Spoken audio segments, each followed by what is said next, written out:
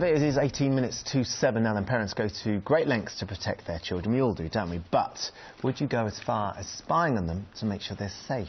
Well, a new app has been released in America that allows mums and dads to read every text message or email that pops up on your child's device. I am Prima Parks. I'm in 6th grade and I am 11. My parents can see all my texts, emails, calls.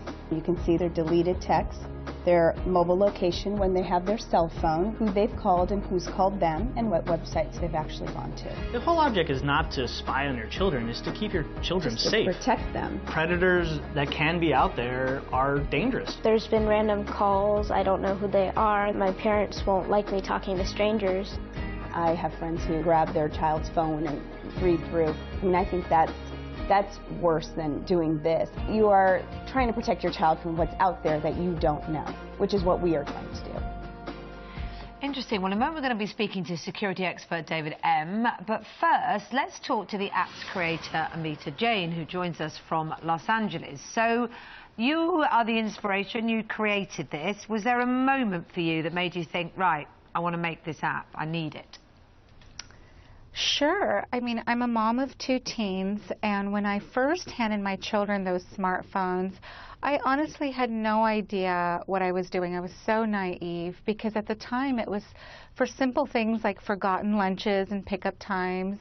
And as the years went by, those simple things turned into much more complicated subject matters.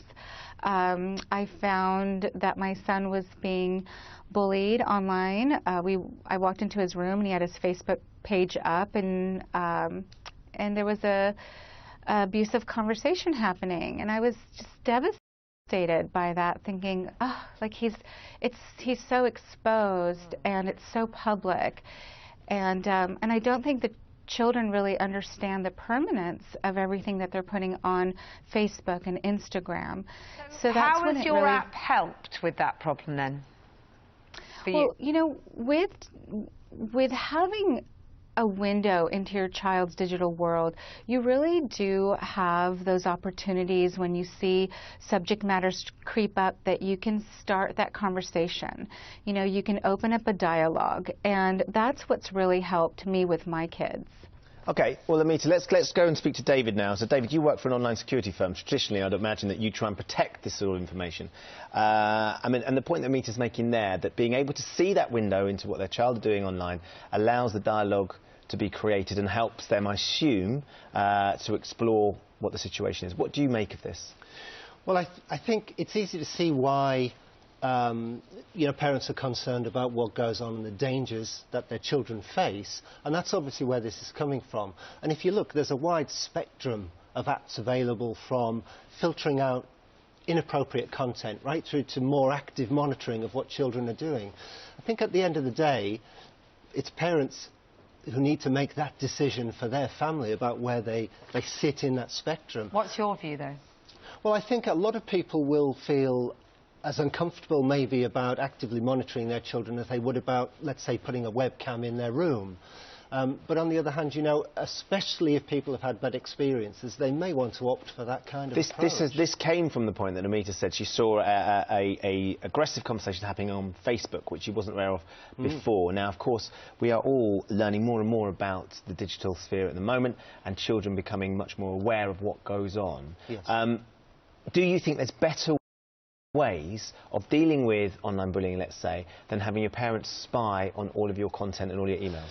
Well, I think technology, it can actually be very, very useful, but I think whichever way you go on that line, the foundation, I think, has got to be a dialogue from a very young age with your children about what the dangers are, and establishing a relationship of trust, so they'll come to you if they're worried, and at the point at which you equip them with a smartphone, they understand the context of why you're trying to help and protect them. Amita, I suppose one of the concerns might be you've clearly used this as a starting point for dialogue, but other parents might use it literally to spy and intervene in anything that they don't approve of. And we all know that as our children grow up, they'll have conversation with their friends that we wouldn't necessarily want them to have. Do you know what I mean? So they'll never really learn how to exist in that world without a parent stopping them behaving in the way that other kids are behaving.